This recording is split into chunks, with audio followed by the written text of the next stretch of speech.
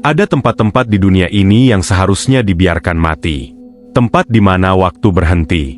Namun sisa-sisa penderitaan tetap berdenyut di balik dinding yang mengelupas. Malam ini, kita akan mengikuti perjalanan Joko dan istrinya, Reni. Sebuah malam yang seharusnya penuh kebahagiaan karena kelahiran anak pertama mereka, justru berubah menjadi undangan masuk ke dalam sebuah ruang tunggu abadi. Ruang tunggu bagi mereka yang tak pernah benar-benar pergi. Selamat datang di Rumah Sakit Medika Mulia. Hujan turun seperti tumpahan semen dari langit, gelap dan berat. Di dalam mobil tua yang berguncang, Joko mencengkeram kemudi dengan buku jari yang memutih. Di sampingnya, Reni merintih. Tangannya meremas dashboard hingga kukunya memucat. Usia kehamilan Reni sudah memasuki bulan ke-9. Dan malam ini, di tengah pemadaman listrik total yang melanda kota, ketuban itu pecah. Sabar, Ren. Sebentar lagi sampai. Aku ingat ada rumah sakit besar di depan setelah persimpangan ini. Suara Joko bergetar, berusaha menenangkan diri sendiri lebih dari menenangkan istrinya. Pandangan Joko kabur oleh sapuan wiper yang kewalahan. Tiba-tiba, di balik kabut hujan, sebuah papan nama neon besar menyala terang. RSUD Medika Mulia. Anehnya, cahaya neonnya berwarna putih bersih, kontras dengan kegelapan total di sekitarnya. Joko tidak sempat berpikir mengapa rumah sakit itu menyala saat seluruh kota padam. Dia langsung membelokkan setir masuk ke pelataran parkir. Halaman rumah sakit itu sangat bersih. Tidak ada satupun daun kering, meski angin sedang mengamuk. Saat Joko menghentikan mobil tepat di depan lobi, pintu kaca otomatis terbuka dengan suara yang halus. 2 orang perawat dengan seragam putih bersih keluar membawa kursi roda. Salah satu perawat, seorang wanita tua dengan rambut yang disanggul sangat rapi bernama Suster Asih, tersenyum. Namun, senyumnya tidak sampai ke mata. Matanya tampak datar, seperti genangan air yang tenang. Mari, Pak Joko. Kami sudah menunggu kehadiran bayi Anda, ucap Suster Asih dengan suara yang terdengar seperti gesekan kertas amplas. Joko terpaku sejenak. Bagaimana Suster tahu nama saya? Suster Asih hanya memiringkan kepalanya sedikit, membuat bunyi tulang leher yang berderak pelan. Kami tahu semua yang akan datang ke sini. Ayo, waktunya tidak banyak. Reni sudah siap untuk pembukaan berikutnya. Joko membantu Reni pindah ke kursi roda. Saat tangannya bersentuhan dengan tangan Suster Asih, Joko merasakan dingin yang luar biasa. Bukan dingin AC, melainkan dingin yang terasa seperti menyentuh daging beku dari dalam freezer. Mereka memasuki lobi. Interior rumah sakit itu tampak sangat modern, atau lebih tepatnya, tampak seperti dekorasi tahun 80-an yang dipaksakan terlihat baru. Lantai marmernya mengkilap hingga Joko bisa melihat pantulan wajahnya sendiri. Namun pantulan itu tampak sedikit lebih tua dan lebih pucat dari aslinya. Saat mereka melewati lorong menuju ruang persalinan, Joko sempat menoleh ke belakang. Di sana, di meja resepsionis, duduk seorang pria tua mengenakan setelan jas hitam yang tampak kuno, namanya Pak Broto. Dia sedang menulis sesuatu di buku besar dengan pena bulu. Pak Broto menatap Joko, lalu perlahan menaruh telunjuknya di bibir. Joko merasa ada yang salah. Dia melihat ke arah dinding. Ada sebuah jam dinding besar, namun jarum detiknya tidak bergerak, hanya bergetar di tempat. Dan saat ia menghirup udara, bau karbol yang tajam tidak mampu menutupi aroma samar sesuatu yang lain. Aroma tanah basah dan bunga Kamboja yang mulai membusuk. Mas Joko, dingin, bisik Reni. Suaranya terdengar jauh, seolah dia berada di ujung lorong yang sangat panjang, padahal dia tepat di depan Joko. Suster Asih terus mendorong kursi roda melewati pintu ganda bertuliskan, ruang bersalin. Begitu pintu tertutup, lampu lobi yang tadi terang benderang berkedip sekali, dan untuk sekejap mata, hanya sekejap, Joko melihat ke dinding yang mengelupas, sarang laba-laba yang menjuntai, dan noda darah kering yang membentuk pola wajah di lantai. Namun, saat ia berkedip lagi, semuanya kembali bersih. Hanya kelelahan, pikir Joko. Namun di dalam hatinya, ia tahu, mereka baru saja masuk ke tempat yang tidak ada di dalam peta orang hidup. Pintu ganda ruang bersalin tertutup dengan dentuman yang menggema, memutus suara badai dari luar. Suasana di dalam mendadak sangat sunyi, terlalu sunyi untuk sebuah rumah sakit yang sedang beroperasi. Tidak ada suara langkah kaki yang terburu-buru, Tidak ada bunyi mesin monitor jantung yang ritmis. Hanya ada keheningan yang menekan gendang telinga. Suster ASI mendorong Reni ke sebuah ranjang besi tua yang ditutupi spray putih yang sangat kaku. Seolah-olah spray itu baru saja disetrika dengan cairan kimia yang kuat. "Silakan berbaring, Ibu Reni. Dokter Lukman akan segera datang," bisik suster ASI. Joko mencoba menggenggam tangan Reni. Namun seorang perawat pria bertubuh tegap dengan masker yang menutupi seluruh wajahnya, menghalangi jalan Joko. Matanya yang terlihat di balik masker tampak kuning dan keruh. "Bapak silahkan menunggu di ruang tunggu luar. Prosedur kami sangat ketat," kata perawat pria itu yang bernama Danu. Suaranya datar, tanpa intonasi, mirip dengan suara mesin yang hampir rusak. "Tapi saya suaminya. Saya harus menemani istri saya," protes Joko. Danu tidak menjawab. Ia hanya berdiri mematung, menatap Joko dengan tatapan kosong, yang membuat Joko merasa seperti sedang dilihat oleh seekor predator yang sedang menunggu mangsa lumpuh. Akhirnya, karena tidak ingin menambah beban pikiran Reni yang sedang kesakitan, Joko mengalah. "Aku tunggu di depannya, Ren. Semua akan baik-baik saja," kata Joko sebelum pintu tertutup di depannya. Di ruang tunggu, Joko duduk di kursi plastik biru yang terasa sangat dingin. Ia mencoba menyalakan ponselnya, namun layar ponsel itu hanya menampilkan garis-garis statis abu-abu. Jam tangannya pun berhenti di angka pukul 00. Saat itulah, ia menyadari kehadiran seseorang di sudut ruangan. Seorang ibu muda bernama Maya. Maya duduk dengan posisi sangat tegak, memeluk sebuah bungkusan kain jarik yang erat di dadanya. Wajahnya sangat pucat, dan bibirnya membiru. "Anak pertama juga, Mas?" tanya Maya tiba-tiba. Suaranya lirih, hampir seperti desahan angin. Joko tersentak. "Iya." "Anak pertama. Mbak sudah melahirkan?" tanya Joko. Maya menunduk, menatap bungkusan di pelukannya. "Sudah lama sekali. Tapi mereka tidak mengizinkan kami pulang. Di sini, prosedurnya tidak pernah selesai." Joko mengerutkan kening. "Maksudnya tidak boleh pulang?" Belum sempat Maya menjawab, pintu ruang dokter terbuka. Keluarlah Dokter Lukman. Ia mengenakan jas dokter putih yang terlihat sangat pas. Namun wajahnya tampak seperti lilin yang hampir meleleh jika dilihat terlalu lama. Kulitnya terlalu kencang, seolah-olah ditarik paksa ke belakang telinga. "Pak Joko, mari ikut saya sebentar. Ada sesuatu di hasil laboratorium istri Anda yang perlu kita diskusikan," kata Dokter Lukman sambil tersenyum lebar, terlalu lebar hingga menampakkan gusi yang berwarna hitam keunguan. Joko mengikuti Dokter Lukman masuk ke sebuah ruangan kecil yang penuh dengan lemari arsip berkarat. Di atas meja dokter, terdapat sebuah lampu meja yang mengeluarkan cahaya kuning redup. "Istri Anda, dia membawa sesuatu yang sangat berharga bagi kami," Dokter Lukman memulai, sambil membolak-balik lembaran kertas yang terlihat menguning dan rapuh. "Bayi itu, dia tidak hanya bernafas dengan paru-paru. Dia bernafas dengan ingatan." "Apa maksud dokter? Jangan bicara yang aneh-aneh. Bagaimana keadaan Reni?" Joko mulai emosi. Dokter Lukman berdiri, berjalan mendekati jendela yang tertutup rapat. Rumah sakit ini adalah tempat untuk memberikan kehidupan kembali pada apa yang sudah mati. Reni tidak sedang melahirkan di rumah sakit biasa. Dia sedang menjadi jembatan. Tiba-tiba, lampu di ruangan itu berkedip hebat.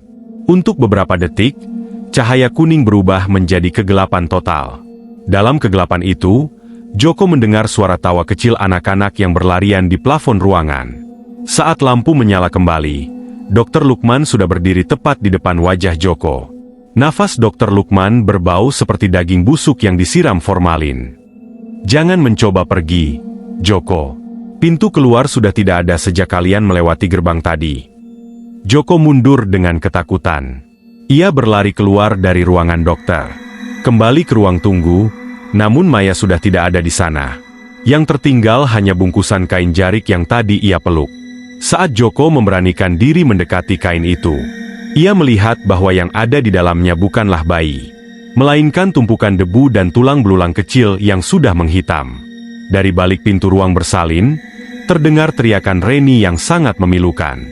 Bukan teriakan kesakitan melahirkan biasa, melainkan teriakan seseorang yang sedang melihat sesuatu yang melampaui nalar manusia. "Reni!" teriak Joko sambil mendobrak pintu ruang bersalin. Dobrakan pintu Joko tidak membuahkan hasil. Pintu kayu yang tadinya tampak kokoh dan bersih itu, kini terasa sekeras baja dingin. Namun, saat Joko mengintip melalui celah kecil di lubang kunci, dunianya runtuh. Ia tidak melihat ruang persalinan modern. Di dalam sana, ia melihat Reni terbaring di atas meja operasi yang berkarat, dikelilingi oleh suster ASI dan perawat Danu yang kini tidak lagi mengenakan masker. Wajah mereka tidak memiliki kulit. Hanya daging merah yang berdenyut dengan lubang hitam di tempat mata seharusnya berada. Mereka memegang alat bedah yang sudah menghitam oleh darah kering, bergerak dalam gerakan patah-patah yang mengerikan. "Lepaskan istriku." Joko memukul pintu hingga tangannya berdarah. Tiba-tiba, sebuah tangan kasar membekap mulut Joko dari belakang dan menariknya masuk ke dalam kegelapan lorong di samping ruang tunggu. Joko mencoba melawan, namun suara berat membisik di telinganya. "Diam, atau mereka akan mencium bau darah segarmu." Joko dilepaskan di sebuah ruangan sempit yang berbau minyak tanah dan debu. Di hadapannya berdiri seorang pria tua dengan seragam satpam yang sudah sangat usang. Logo di lengannya bertuliskan RSUD Medika Mulia. Namanya adalah Pak Sarman. Matanya cekung dan tangannya gemetar memegang sebuah senter yang cahayanya mulai meredup. "Siapa kamu?" tanya Joko dengan nafas memburu. "Aku penjaga tempat ini. Dulu. Dan sekarang aku hanya sisa-sisa yang tertinggal," jawab Pak Sarman dengan suara parau. "Kamu bodoh, nak. "Kenapa kamu membawa darah segar ke tempat yang sudah lapar selama 30 tahun?" Pak Sarman menjelaskan dengan cepat. Rumah sakit ini hancur dalam sebuah tragedi malpraktik massal dan kebakaran hebat pada tahun 1996. Semua orang di dalamnya tewas, namun karena keinginan dokter kepala, Dr. Lukman, untuk menaklukkan kematian, tempat ini terjebak dalam sebuah lingkaran waktu yang haus akan jiwa baru. "Istrimu dia hamil?" tanya Pak Sarman dengan nada ngeri. "Iya, dia mau melahirkan. Tolong saya, Pak." Bagi mereka, bayi itu bukan sekedar manusia. Itu adalah wadah yang kosong. Mereka butuh bayi yang lahir di dalam gedung ini agar jiwa Dr. Lukman bisa berpindah. Dan ia bisa kembali ke dunia luar. Jika bayi itu lahir dan menangis di sini, istrimu akan mati, dan bayi itu tidak akan pernah menjadi anakmu. Pak Sarman menunjuk ke arah dinding yang kini benar-benar hancur, penuh dengan lumut dan noda hitam bekas terbakar. Joko jatuh terduduk. Ilusi tentang rumah sakit bersih tadi benar-benar hilang. Di depannya kini hanya ada reruntuhan lorong yang gelap gulita. Lampu neon yang tadi menyala terang kini hanyalah tabung kaca pecah yang bergelantungan. Tiba-tiba, suara teriakan Reni kembali terdengar, kali ini lebih dekat. Tapi ada suara lain yang mengikuti, suara ratusan bisikan dari balik dinding. "Kita harus ke ruang bawah tanah," kata Pak Sarman tiba-tiba. Satu-satunya cara menghentikan ini adalah dengan membakar buku register yang dipegang Pak Broto di meja depan. Itu adalah kontrak yang mengikat semua jiwa di sini. Jika buku itu hangus, ilusi ini akan runtuh, dan kalian punya kesempatan untuk keluar. Namun, saat mereka hendak keluar dari ruangan sempit itu, langkah mereka terhenti. Di ujung lorong, Dr. Lukman berdiri. Tubuhnya kini setinggi 3 meter. Kulitnya yang seperti lilin meleleh menjuntai hingga ke lantai. Ia tidak lagi berjalan, melainkan meluncur di atas lantai yang basah oleh cairan hitam. "Pak Sarman, kamu masih saja mencoba menjadi pahlawan." Suara Dr. Lukman menggema, seolah datang dari dalam sumur yang dalam. "Bawa pria itu ke saya. Persalinan sudah mencapai pembukaan terakhir. Kami butuh saksi dari pihak keluarga." Pak Sarman mendorong Joko ke arah yang berlawanan. "Lari, Joko. Cari Pak Broto di lobi. Aku akan menahan mereka." Joko berlari sekuat tenaga melalui lorong yang kini berubah menjadi labirin daging dan beton yang hancur. Di belakangnya, ia mendengar suara jeritan Pak Sarman yang disusul oleh suara tulang yang patah. Joko tidak menoleh. Ia hanya memiliki satu pikiran, Reni dan bayinya. Saat mencapai lobi, Joko melihat Pak Broto masih duduk di sana. Namun kini, Pak Broto bukan lagi pria tua dengan jas rapi. Ia adalah sosok tengkorak yang mengenakan jas compang-camping. Matanya menyala dengan api biru yang redup, dan di depannya terdapat buku register besar yang terbuat dari kulit manusia. Aha, Pak Joko, Anda datang untuk menandatangani akta kelahiran anak Anda? Tanya Pak Broto sambil menyodorkan pena bulu yang ujungnya meneteskan darah segar. Lobi rumah sakit kini telah berubah menjadi pemandangan yang mengerikan. Lantai marmer yang tadinya mengkilap kini tertutup lapisan cairan kental berbau karat. Pak Broto, yang kini menampakkan wujud aslinya sebagai sosok kerangka dalam balutan jas kuno yang membusuk, menatap Joko dengan rongga mata yang menyala biru redup. Tanda tangani di sini, Joko. Suara Pak Broto terdengar seperti gesekan logam di atas batu nisan. Satu coretan pena, dan rasa sakit istrimu akan berakhir. Dia akan tidur selamanya dengan tenang, dan anakmu akan menjadi raja di istana abadi ini. Joko menatap buku besar di atas meja resepsionis. Nama-nama yang tertulis di sana tampak bergerak-gerak seperti cacing.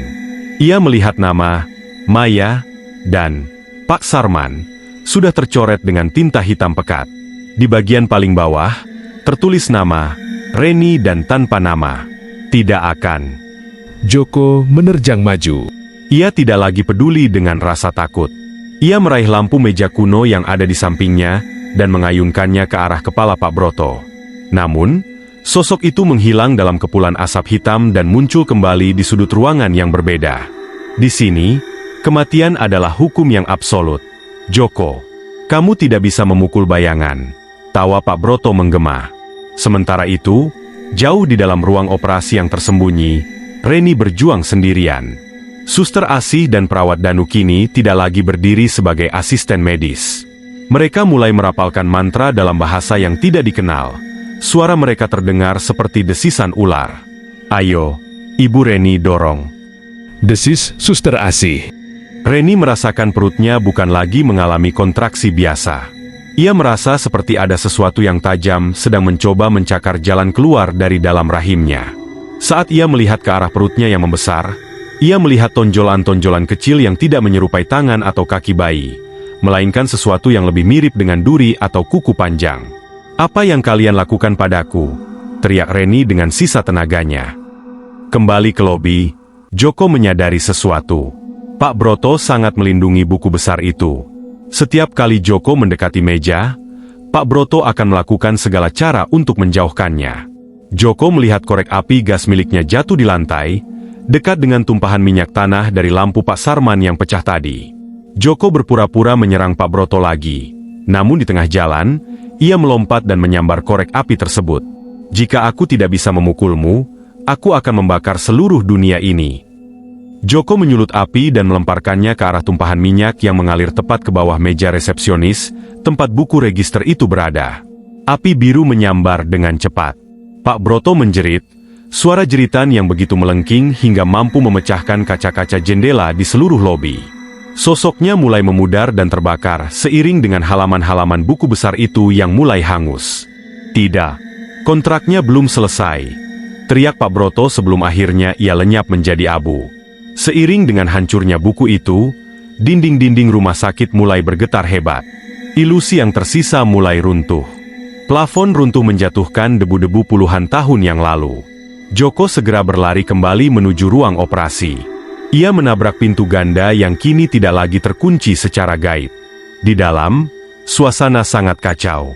Suster Asih dan perawat Danu tampak melarut seperti lilin yang kepanasan karena kekuatan mistis yang menopang mereka telah hilang. Joko sampai di samping Reni tepat saat kepala bayi itu mulai terlihat. Namun, Dr. Lukman yang tadinya raksasa, kini menyusut kembali menjadi wujud manusia yang pucat dan penuh luka bakar. Ia memegang sebilah pisau bedah, matanya menatap perut Reni dengan penuh nafsu.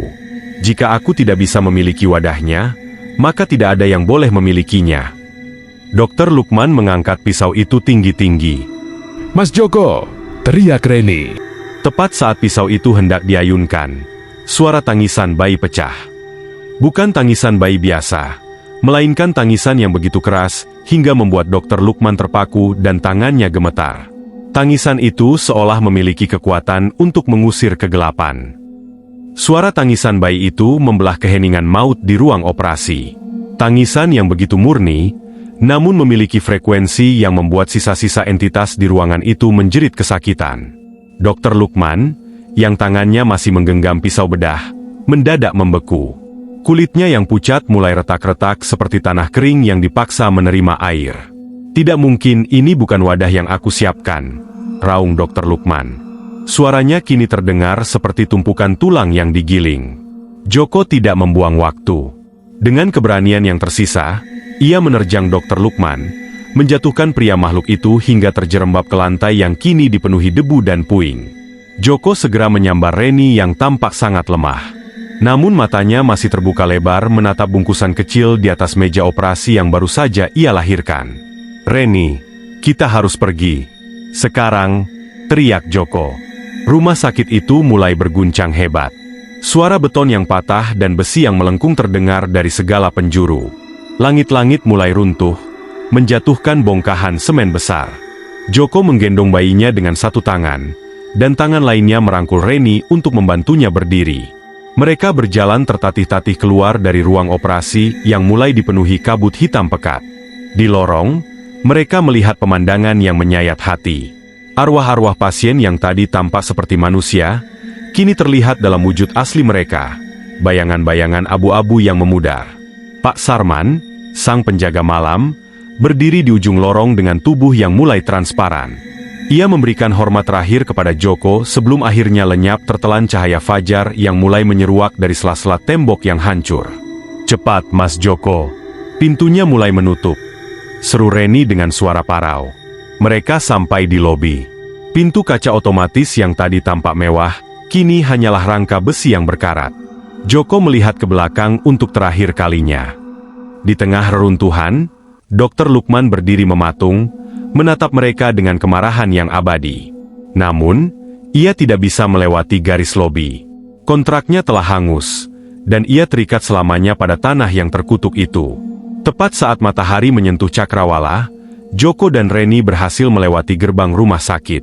Begitu kaki mereka menyentuh aspal jalan raya, suara gemuruh di belakang mereka berhenti seketika. Joko menoleh. Tidak ada bangunan megah.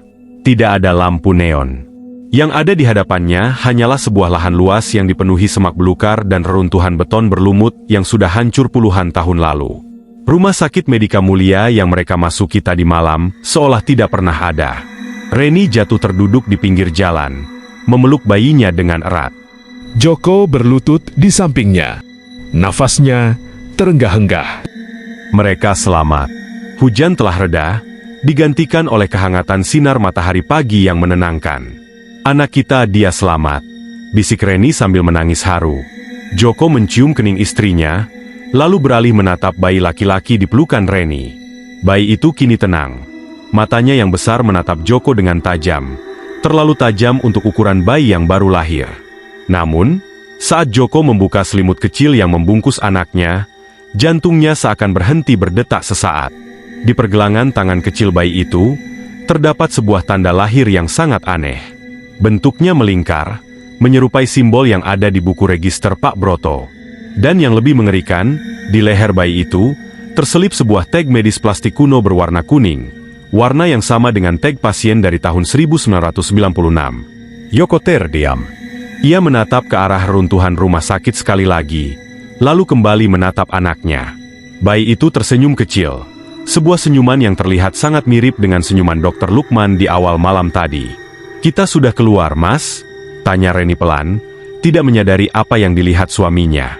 Joko mencoba tersenyum, meski tangannya gemetar hebat. Ia menyembunyikan tag medis itu di balik selimut dan membuang muka. "Iya, Ren. Kita sudah keluar. Kita sudah pulang." Namun di dalam hatinya, Joko tahu, pelarian mereka mungkin baru saja dimulai, karena apa yang ia bawa pulang malam itu mungkin bukan sepenuhnya manusia. Terima kasih sudah menemani perjalanan Joko dan Reni hingga fajar menyingsing di reruntuhan Medika Mulia. Kadang, pintu yang sudah tertutup puluhan tahun memang sebaiknya jangan pernah diketuk kembali. Namun, bagi kamu yang masih merasa ada sesuatu yang memperhatikan dari sudut gelap ruangan saat ini, mungkin itu adalah tanda bahwa perjalanan misteri kita baru saja dimulai. Jika kamu menyukai kisah yang mengusik nalar seperti ini, cukup berikan tanda suka dan ceritakan di kolom komentar. Apakah Anda percaya bayi itu benar-benar anak Joko, atau sesuatu yang lain? Tetaplah di sini, karena malam-malam berikutnya akan membawa kita ke tempat-tempat yang lebih gelap yang belum pernah terjamah oleh cahaya. Sampai jumpa di misteri selanjutnya, jika kamu berani.